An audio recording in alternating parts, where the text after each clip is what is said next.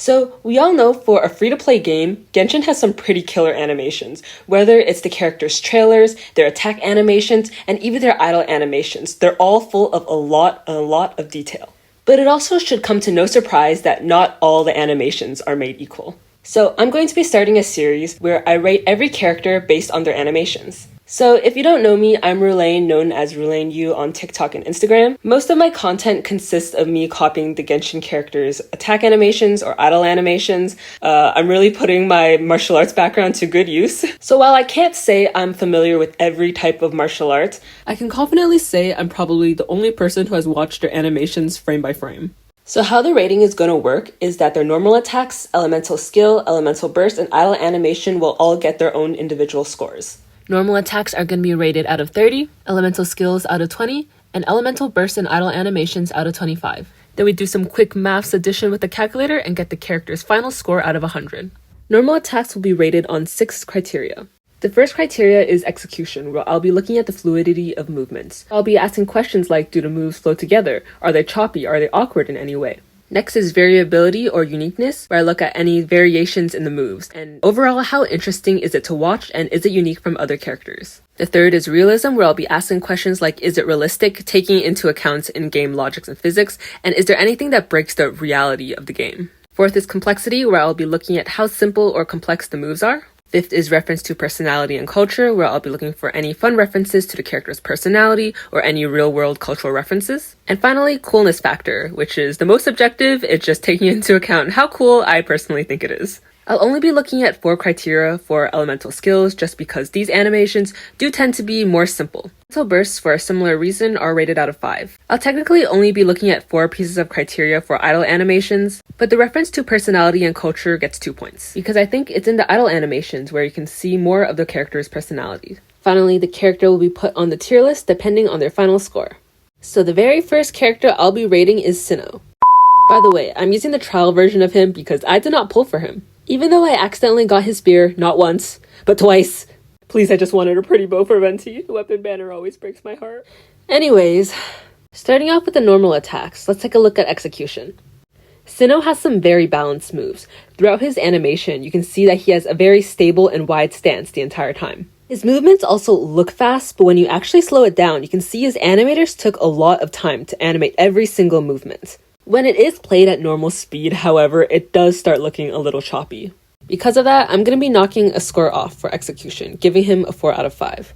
In terms of variability, Genshin loves their back turns. You can see Cyno doing it here, and Hazel and Albedo also have a very similar move in their attack animations. That's not too big of a problem for me in terms of variability because the move does look cool. Overall, Cyno's moves has a good amount of variability. His sidestepping in the second move does make the form a little more interesting to watch. His ending pose also gives it a nice kind of touch, so I'm going to be giving him a 5 out of 5. In terms of realism though, I really don't think that his back turn swing is realistic. This is because he stops before his next move, and he also doesn't shift his weight from one foot to the other, which effectively kills all the momentum he would have had. Also, I have a huge problem with how he's dragging his feet. Look at the way he's dragging his foot forwards.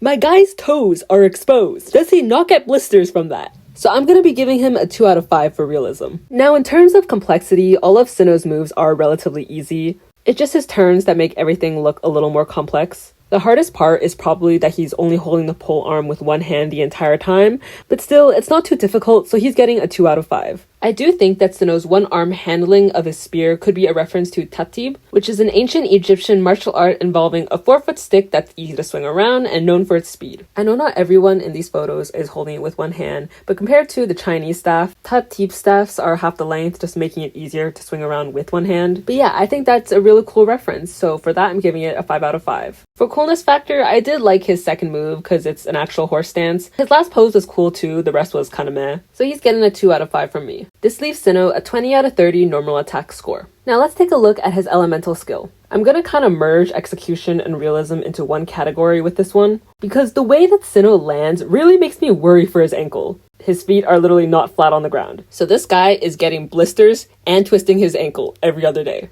Also, look what I found when I was looking at this frame by frame. His polearm literally teleports, and it looks kind of funny to me, but I'm gonna cut the animator some slack. It's really not that noticeable. But I'm still gonna have to give Twisty Ankle Man a 3 out of 5 for execution. His elemental skill is pretty unique where he just goes straight up and then forward, and then you get a little close-up of his face. So that's a 5 out of 5. But I don't think there's any reference to personality or culture, so there's a 0 there. But he does get a 4 out of 5 for coolness factor, because cool pose, cool disarm. Rest is kinda meh though. This leaves Blister Man with a 12 out of 20 for his elemental skill. Now let's take a look at his elemental burst. Don't mind me running away from the monsters. I needed to get the elemental orb somehow.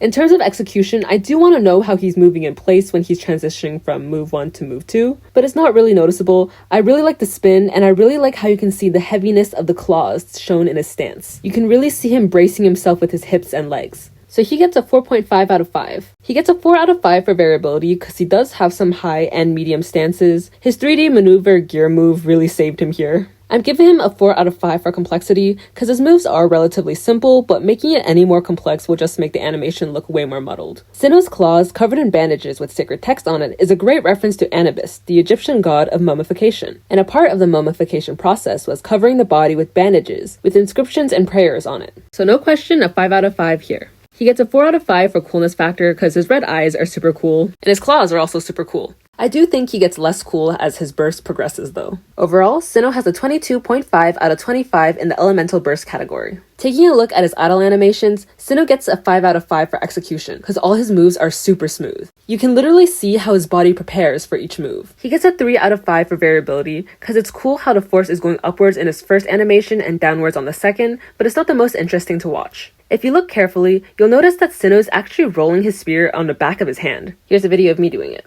It's pretty difficult to do unless you can defy gravity.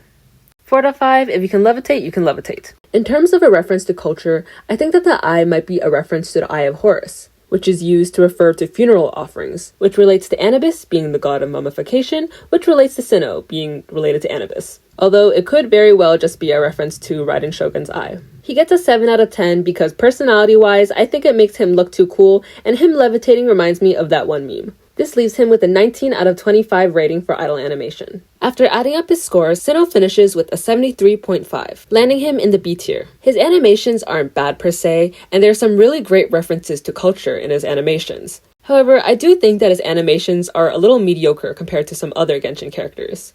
Thank you for watching. This is my first time making a video that's longer than 30 seconds, so I do hope that you enjoyed. Feel free to leave comments letting me know if I missed anything, and let me know what characters you want me to rate next.